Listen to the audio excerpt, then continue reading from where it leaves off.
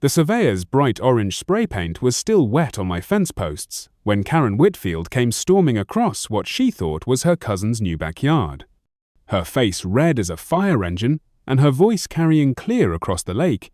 "You can't just put up a fence without HOA approval," she screamed, waving a manila folder like it was a weapon. "This is a shared waterfront community."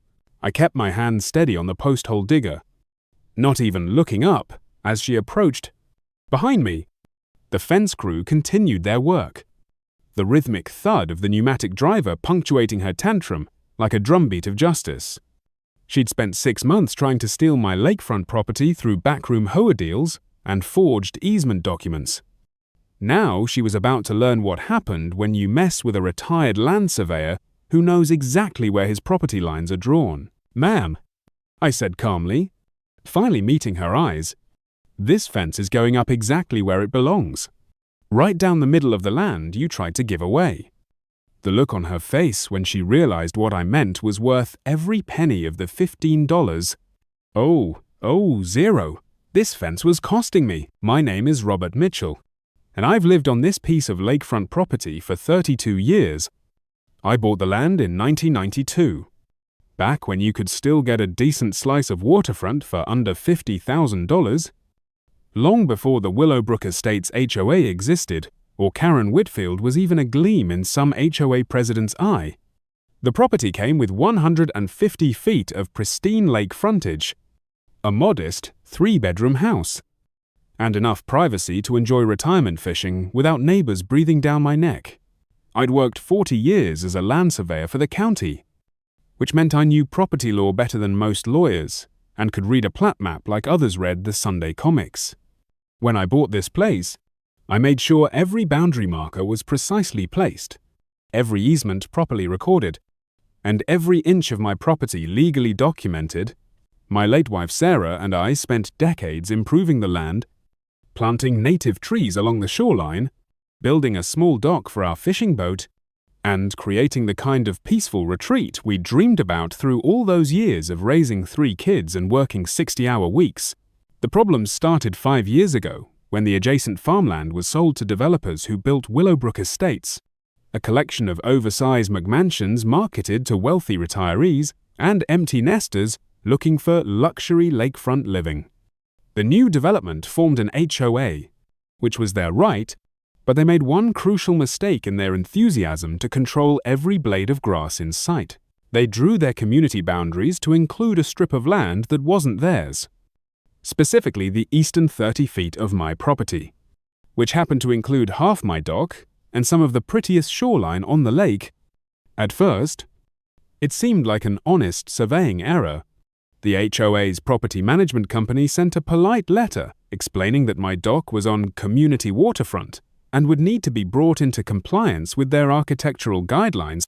They wanted me to paint it beige instead of the forest green it had been for 20 years, remove the small storage shed I'd built for fishing equipment, and pay a monthly dock maintenance fee of $75.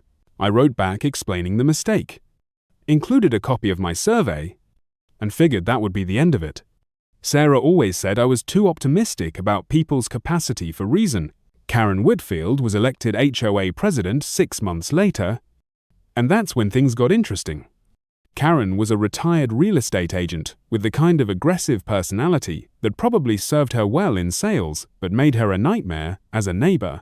She had perfectly styled blonde hair that never moved in the wind, favored pastel blazers that looked like they came from a 1980s power lunch, and spoke with the kind of precise enunciation that suggested she'd taken public speaking classes specifically to intimidate people. Her first official act was to send me a certified letter demanding I remove my illegal structures from HOA property within 30 days or face legal action. When I called to explain the property boundary situation again, she cut me off mid-sentence. "Mr. Mitchell, I've been in real estate for 25 years, and I know what I'm looking at. Your dock is clearly on community property, and frankly, your attitude about sharing waterfront resources is exactly the kind of selfishness that ruins neighborhoods."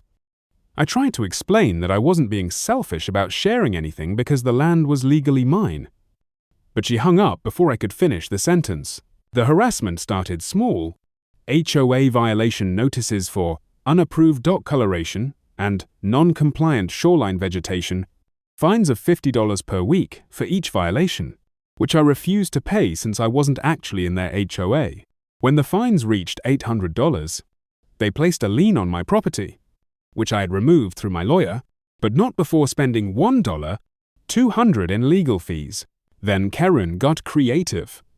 She somehow obtained a copy of the original property survey from 1978, 14 years before I bought the land, which showed a different boundary configuration due to a clerical error that had been corrected in 1985. Using this outdated survey, she filed a complaint, with the county claiming my dock was built on an illegal encroachment. The county sent an inspector who confirmed my current survey was accurate and the dock was legal. But Karen appealed the decision. Then she appealed the appeal. Each challenge cost me time and money to defend, even though I won every single hearing. The breaking point came last spring when I discovered Karen had been showing my lakefront to potential buyers, claiming it was available for purchase as expanded community waterfront. I watched from my kitchen window as she led a middle-aged couple around my dock, pointing out features and discussing development potential. When I walked down to confront her, she smiled that realtor smile and introduced me as the current tenant who would be transitioning out once the community expansion was finalized. "Excuse me?" I said. "Oh, didn't anyone explain?" Karen said, pulling out a folder thick with official-looking documents. "The HOA board voted to exercise our right of first refusal on this waterfront parcel. We're purchasing it through eminent domain for community use." The couple looked confused. I was beyond confused. I was furious. "You can't use eminent domain." I said. "You're not a government entity." Karen's smile never wavered. "We're working with the county on a public-private partnership to enhance waterfront access. Very standard procedure." It wasn't standard at all, and she knew it. What I found out later was that Karen's cousin Brad had been appointed to the county zoning board 6 months earlier, and the two of them had been cooking up a scheme to force me off my land so Brad could buy it at a below-market price through a community development project that existed only on paper. The plan was brilliant in its corruption. The HOA would claim my property was needed for expanded community waterfront access. Brad would propose a county partnership to acquire the land through eminent domain for public use. The county would pay me a fraction of market value for a public waterfront that would immediately be deeded to Brad's private development company.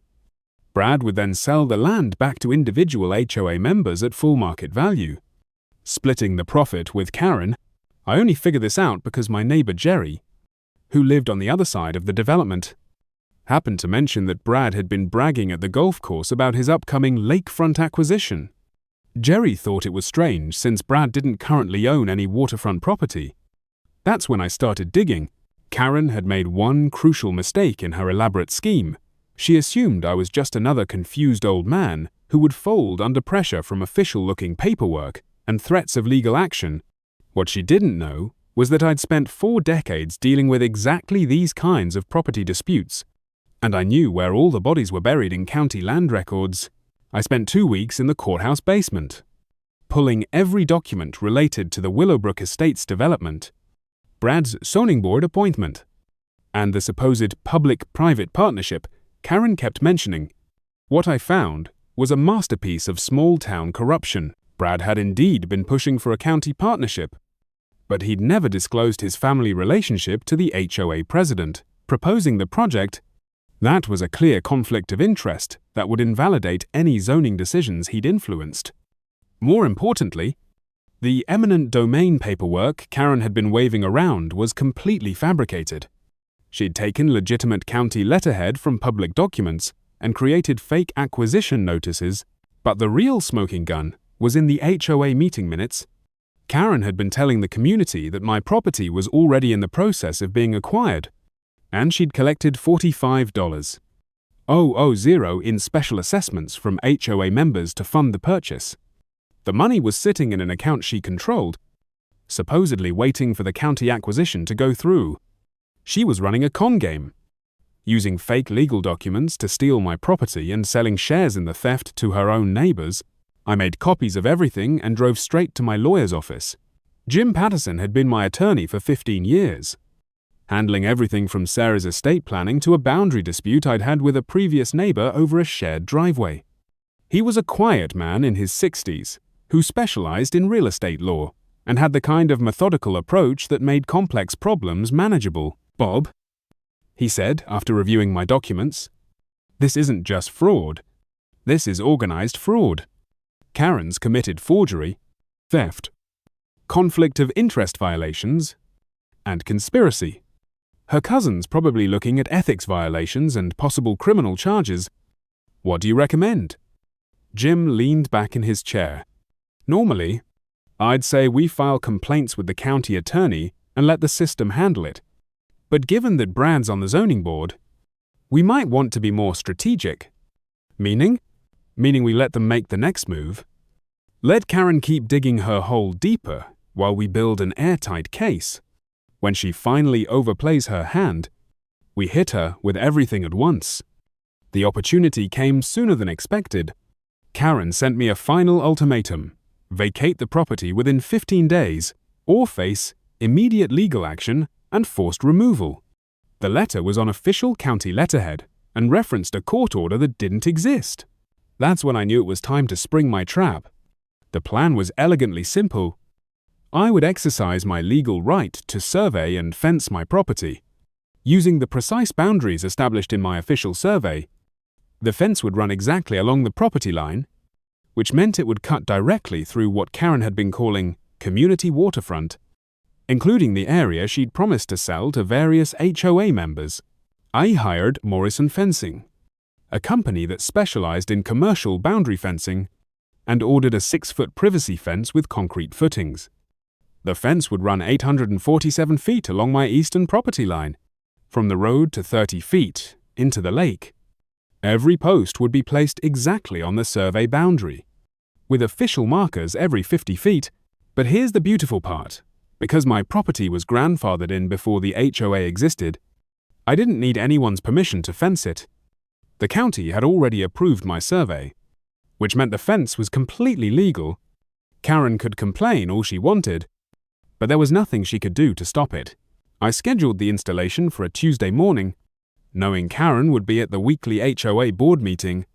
I wanted the fence up and the concrete setting before she knew what was happening. The fence crew arrived at dawn with 2 trucks full of materials and a small excavator for the post holes. Morrison Fencing was known for working fast, and I'd paid extra for a 1-day installation. By 8 a.m., they had the first 20 posts in the ground and were moving steadily toward the lake. I stood on my deck with a cup of coffee, watching the progress and waiting for the inevitable confrontation. The fence line ran directly through what Karen had been treating as extended HOA property, including a picnic area she'd installed without permission and a small beach volleyball court that several residents had been using. The first neighbor to notice was Helen Rodriguez, an elderly woman who lived 2 houses down and had been one of Karen's strongest supporters in the HOA. She walked over around 9 a.m., looking confused. "Bob, what's going on with the fence? Just marking my property boundaries?" "Helen, making sure everyone knows where my land ends and the HOA's begins." She looked at the fence line, then at the volleyball court that was now clearly on my side of the boundary. "But we were told this was all community property." "Afraid not. You can check with the county surveyor if you want confirmation." Helen wandered back toward her house, pulling out her phone. Within 20 minutes, I could see other residents gathering in small groups, pointing at the fence and having animated discussions. By 10 a.m., the fence crew had reached the volleyball court. They simply built around it, leaving the net and sandpit isolated on my side of the property line. One of the workers asked if I wanted them to remove it. "Leave it for now," I said. "I'm sure someone will be along to claim it soon." That someone turned out to be Karen, who came roaring up my driveway at 10:30 in her white Lexus SUV, leaving tire marks on the gravel. She jumped out wearing one of her signature pastel blazers and stormed toward the fence crew like a general leading a charge. "Stop!" she screamed at the workers. "You don't have permission for this." The crew foreman, a patient man named Dale who'd been installing fences for 20 years, barely looked up from his work. "Ma'am, we have all the permits we need. This is private property." Karen waved her ever-present folder of documents. "This is community waterfront. You're trespassing." I walked over slowly, enjoying every second of her panic. "Morning, Karen. Beautiful day for fence work. Don't you think?" "You can't do this," she sputtered. "The HOA has rights to this land." "Actually, Karen, you don't. You never did. This is my property. Legally surveyed and properly deeded. The fence is going exactly where it belongs." She pulled out her phone and started dialing. "I'm calling the sheriff. This is illegal construction. Go ahead," I said. "I'm sure Deputy Williams will be interested to see your fake county documents." The color drained from her face. "What fake documents?" I smiled. "The ones you've been using to convince people you have the authority to sell my property. The ones on county letterhead that the county never issued." Karen's hand trembled slightly as she lowered the phone. For the first time since I'd known her, she was speechless. The fence crew continued working while we talked, the rhythmic pounding of posts creating a soundtrack for her growing panic. Other residents had started gathering to watch the spectacle, including several who'd paid money into Karen's waterfront acquisition fund. "Bob," she said, trying to regain her composure, "I think there's been a misunderstanding. Maybe we can work something out." "Oh, I think we understand each other perfectly. You tried to steal my property using forged documents and your cousin's position on the zoning board. You collected money from neighbors for land you didn't own and couldn't deliver. You filed false complaints and liens against my property." Each accusation hit like a physical blow. Karen's face went from pale to red to pale again. "I don't know what you think you know," she said weakly. "I know everything. Karen, I know about Brad's zoning board conflicts. I know about the fake eminent domain paperwork. I know about the $45. Zero in special assessments you collected. I know about your little real estate scheme." The gathered neighbors were listening to every word. I could see some of them pulling out phones to record the conversation. Most importantly, I continued, "The county attorney knows about it too. Funny how cooperative county offices become when you show them evidence of fraud being committed in their name." Karen's legs seemed to give out slightly, and she grabbed onto my mailbox for support. "Bob, listen, maybe we got off on the wrong foot here. I was just trying to do what's best for the community. By stealing my land? It wasn't. I mean, we thought." The surveys were confusing. The surveys were crystal clear. "Karen, you just chose to ignore them because they didn't fit your plan." By noon, the fence was complete, except for the final 20 feet that would extend into the lake. The crew was taking a lunch break while waiting for the concrete to set on the corner posts. Karen had retreated to her house, but I could see her pacing back and forth in front of her living room window. The real fireworks started when Brad showed up. Brad Whitfield was everything you'd expect from a county zoning board member who'd abuse his position for personal gain. Soft around the middle, thinning hair combed over to hide a growing bald spot, and the kind of cheap suit that suggested he was doing better than he used to but not as well as he wanted people to think. He drove a leased BMW that was 2 years old and parked it at an angle across my driveway like he was making some kind of statement. "Mitchell," he called out as he approached the fence line. "We need to talk." I was sitting on my deck, reading the newspaper and keeping an eye on the concrete curing process.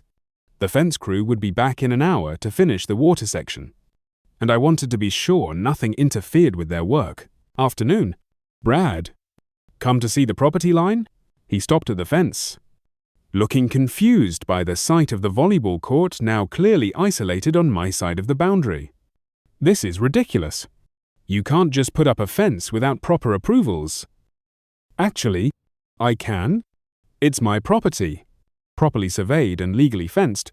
County Building Department signed off on the permits yesterday. Brad's face reddened.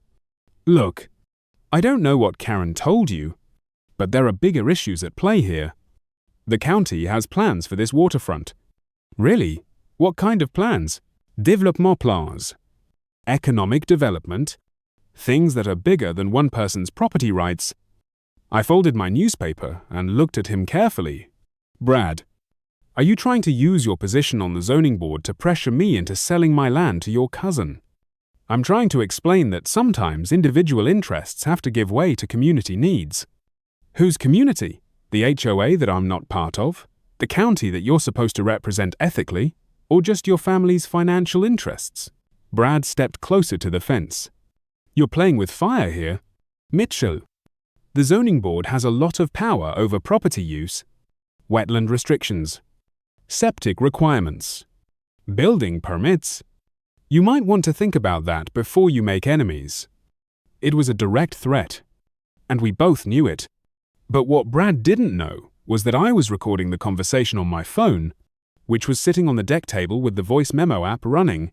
Are you threatening to abuse your official position to retaliate against me for refusing to sell my property? I'm explaining political reality. No. You're committing a felony. Abuse of office. Conspiracy. Attempted extortion. Should I keep going? Brad's confident expression flickered. You can't prove anything. I held up my phone. Actually, I can. This entire conversation is recorded, along with the documents Karen's been waving around, the fake county paperwork, the illegal special assessments, and your failure to disclose conflicts of interest in zoning matters. The blood drained from Brad's face. You're bluffing. Am I? Would you like to see the file I've compiled? County Attorney Morrison was very interested in the documents I showed him yesterday. Brad took a step back from the fence. Morrison? You talked to Morrison? Yesterday afternoon. Lovely man. Very concerned about fraud being committed using county letterhead.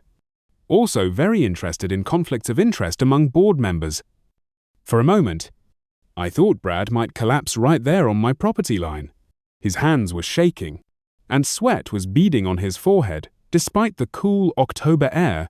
Listen, he said, his voice barely above a whisper. Maybe we can work something out.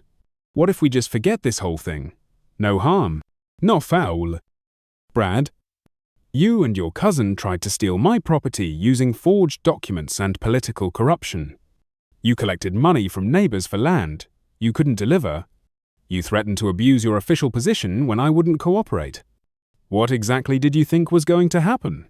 He looked around desperately, as if searching for an escape route. It wasn't supposed to go this far. Karen said it would be simple.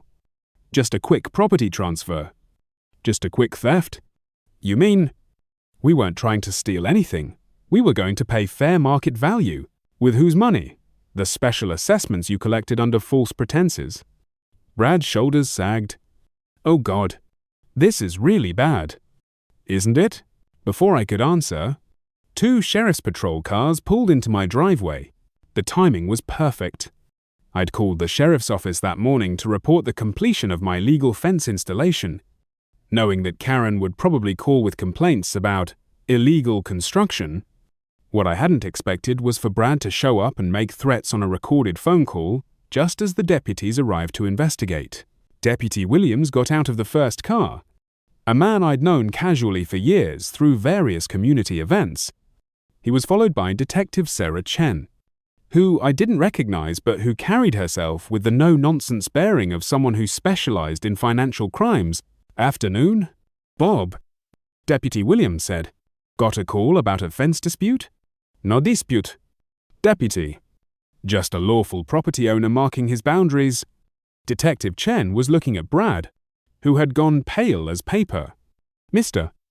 Whitfield? We've been looking for you. We have some questions about zoning board activities. Brad's knees actually buckled. Ooh. I was just leaving. Actually, you weren't. Detective Chen said. You're under arrest for conspiracy. fraud, and abuse of office, the handcuffs clicked with a satisfying metallic snap. As they led Brad to the patrol car, Karen appeared at her front door, took one look at the scene, and immediately disappeared back inside.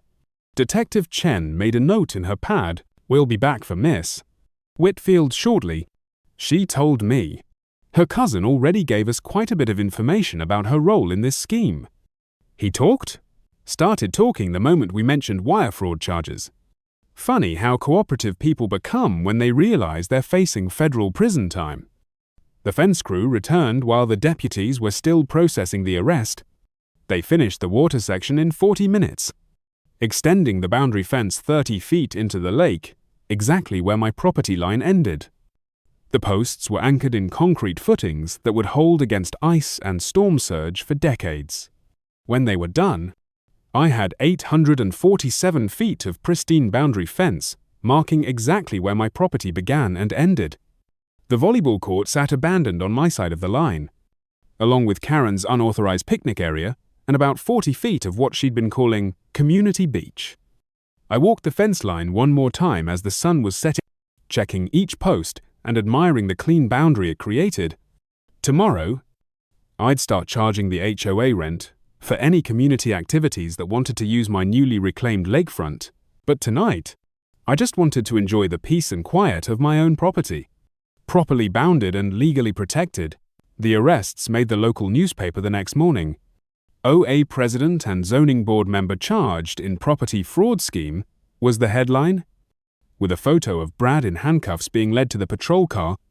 The article detailed the charges: conspiracy, fraud, forgery, abuse of office, and theft by deception. Karen was arrested at 6 a.m., taken from her house in her bathrobe, while the entire neighborhood watched. The sheriff's department had coordinated with the county attorney to execute warrants simultaneously, preventing either defendant from warning the other or destroying evidence. The HOA members who'd paid into the Waterfront Acquisition Fund were listed as victims in the criminal case. Their $45, zero was frozen, pending restitution proceedings. But Detective Chen told me it was unlikely they'd recover more than pennies on the dollar after legal fees and penalties. Brad resigned from the zoning board before his first court appearance. Karen was removed as HOA president by emergency vote of the remaining board members. Both faced potential federal charges for mail fraud and wire fraud. Since they'd used the postal service and electronic banking to further their scheme, the community reaction was swift and brutal. Signs appeared on lawns reading, "No more Karens," and "Check your HOA board." A Facebook group called Willowbrook Accountability formed within hours of the arrests. Dedicated to auditing every decision Karen had made as president, what they found was a pattern of financial irregularities going back 2 years. Inflated maintenance contracts awarded to companies owned by Karen's friends, unauthorized spending on community improvements that primarily benefited properties near Karen's house, special assessments for projects that were never completed. The HOA's insurance company launched its own investigation and ultimately filed suit against Karen personally for $180. Zero in damages and recovery costs. Her house went on the market 3 weeks after her arrest. As for my property, the fence accomplished exactly what I'd intended. The boundary was now crystal clear, with no possibility of future confusion about what belonged to whom. The volleyball court and picnic area sat unused on my side of the line, visible reminders of what happened when people tried to take what wasn't theirs.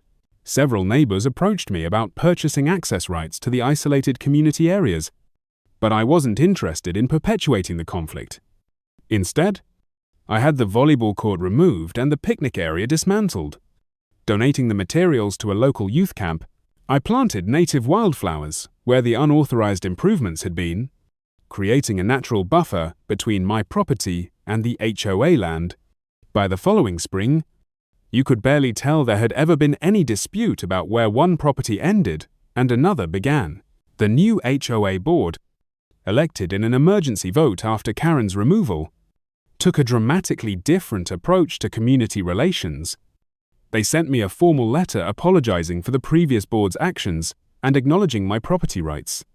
They also amended the HOA bylaws to require independent legal review of any actions affecting non-member properties. Jim Patterson, Milavier, called it the most satisfying property case he'd handled in 30 years of practice. "It's not often you get to see justice served so cleanly," he said. "Usually these things drag on for years and everybody loses except the lawyers."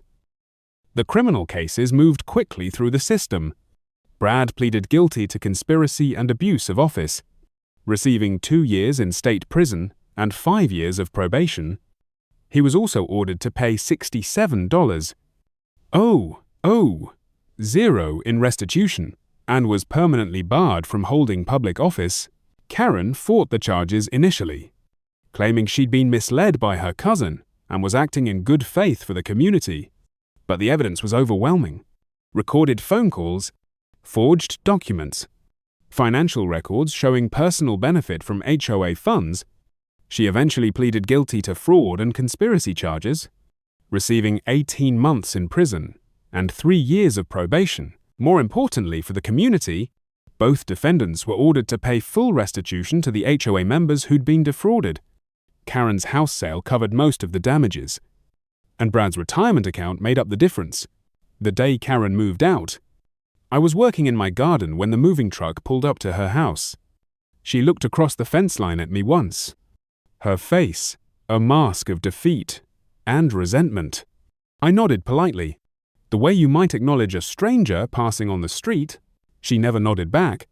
That evening, I sat on my deck with a beer, looking out over the lake and reflecting on the strange chain of events that had led to this moment. The fence posts stood straight and true along my property line, their concrete footings already showing signs of settling into the landscape. In a few years, the fence would weather to a natural grey and blend into the shoreline like it had always been there. The legal markers would be overgrown with native plants, and new neighbors would assume the boundaries had been established decades ago. But I would remember the morning Karen tried to steal my property with forged papers and political corruption. I would remember the look on her face when she realized her scheme was falling apart. I would remember the satisfying sound of the fence posts being driven into the ground exactly where they belonged. Sometimes justice comes through the courts, with judges and juries and formal proceedings. Sometimes it comes through the democratic process, with votes and petitions and community action. And sometimes it comes with a surveyor's precision, marking exactly where one person's rights end and another's begin, with concrete and steel, and the absolute certainty of legally established boundaries. My fence stood 47 feet tall in the water section, extending into the lake like a maritime monument to property rights. Every morning when I had my coffee on the deck, I could see it marking the place where entitlement ended and ownership began. Karen had wanted to blur those lines, to make what was mine into something she could control and distribute according to her vision of community good. She'd learned the hard way that some boundaries are not negotiable, not subject to HOA votes or political pressure or elaborate criminal schemes. Property lines, like the truth, have a way of asserting themselves eventually. You can ignore them, forge documents about them, or try to corrupt officials to change them. But in the end, they remain exactly where they've always been, waiting patiently to be properly marked and legally defended. My fence would stand for decades. A quiet reminder that sometimes the best response to overreach is simply to make your boundaries crystal clear and let the law do the rest. The lake was peaceful that night, reflecting stars and the distant lights of houses where people now knew exactly where their property began and ended. It was a good feeling. That clarity, it was the kind of peace that comes from standing firmly on ground that belongs to you and no one else.